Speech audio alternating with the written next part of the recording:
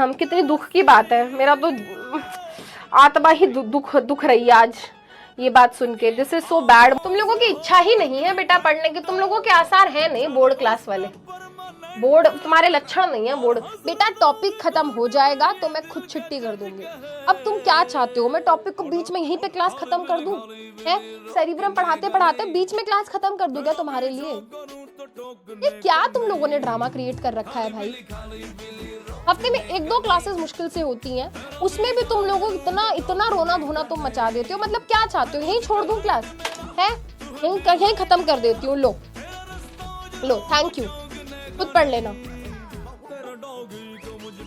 ठीक है ना। क्या मतलब, जब टॉपिक स्टार्ट कर दिया है तो टॉपिक स्टार्ट करने के बाद ही तो क्लास खत्म होगी ना। मुझे भी पता है छुट्टी करनी है, 1 घंटा तसल्ली से बैठ के नहीं पढ़ा जाता है तुमसे।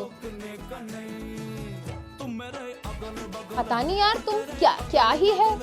बोर्ड के एग्जाम्स है बेटा इस साल, और अगर थोड़ा सा भी डर नहीं लग रहा है ना तो प्लीज एक बारी पिछले 2-3 साल के क्वेश्चन पेपर उठा के देख लो कि पेपर में क्या आया था।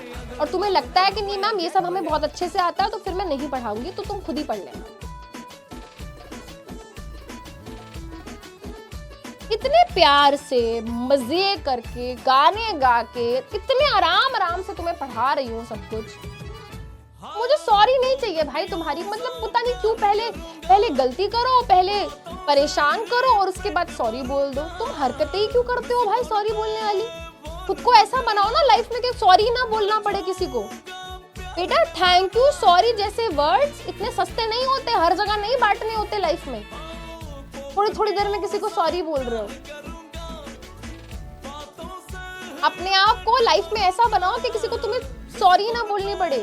करती क्यों ऐसी हरकतें भाई? पढ़ा लो, अब कह रहे हो पढ़ा लो, पहले क्या हो गया था? अब वहीं छोड़ दिया मैंने। ये चाहते हैं अभी की छुट्टी कर दो। बेटा बीच में छुट्टी कैसे कर दूं? इसलिए मैं चैट बंद करती हूँ। वो स्पैमर थे बेटा, तुम भी तो साथ मजे ले रहे हो ना, तुम भी तो साथ मजे ले रहे हो। मैं कुछ नहीं बोल रही बेटा, देखो हमारी जीवन की डोर हमारे हाथ में है। हम किसी भी सिचुएशन में कैसे एक्ट करते हैं, कैसे बिहेव करते हैं, उसी पे डिपेंड करता है कि हमारा फ्यूचर क्या होगा, ठीक है। बस मैं सिर्फ यही समझाना चाहती हूँ। मैं क्या ही बुरा मानूं, मैं समझती हूँ बेटा, जब हम भी स्टूडेंट थे हमें भी होता था खत्म करो, हमें भी सेम चीज होता था। And I understand that is very natural. As a student हर बच्चे के अंदर ये चीज होती है, बट हमेशा तो नहीं ना बेटा, हमेशा तो नहीं हो सकता ना कि 1 घंटे की क्लास के बाद ही हम एंड करें।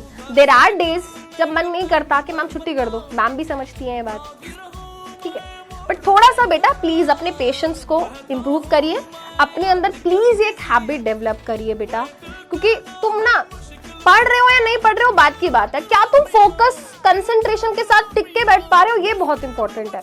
आज 9th-10th में बेटा मेहनत करनी सीख लोगे ना बेटा, 11th-12th में मैं बता रही हूँ बेटा तुमको दिक्कत नहीं आएगी, क्योंकि 11th-12th में सिलेबस इतना ज्यादा है। सबसे बड़ी प्रॉब्लम यही है कि टिक के बैठ ही नहीं पा रहे हैं, कंसंट्रेशन इतनी कम हो गई है। रील्स शॉर्ट्स देख कर अटेंशन स्पैन इतना छोटा हो चुका है कि 40 सेकंड की रील को भी हम फास्ट फॉरवर्ड करके देखते हैं आजकल। तो आप समझ रहे हो कि हमारे अंदर पेशेंस की कितनी कमी हो गई है कि जल्दी करो यार, जल्दी करो। कहाँ जाना है भाई तुमको? प्रधानमंत्री का इलेक्शन लड़ना है तुम्हें? तुम्हारे पास टाइम की कमी है क्या करोगे? अभी 7 बजे तुम्हारी क्लास होगी, 20 मिनट तुम सिर्फ और सिर्फ रील्स देखने वाले हो। रील्स देखोगे बेटा, तुम गेम खेलोगे तुम, ठीक है। मैं तुमसे आज ज्यादा बात ही नहीं करूंगी, तो थोड़ा सा मुझे आज, चलो कोई नहीं, ठीक है। नो नाराज, मैं ऐसे नहीं नाराज होंगी, जिस दिन होंगी उस दिन ज्यादा नाराज होंगी।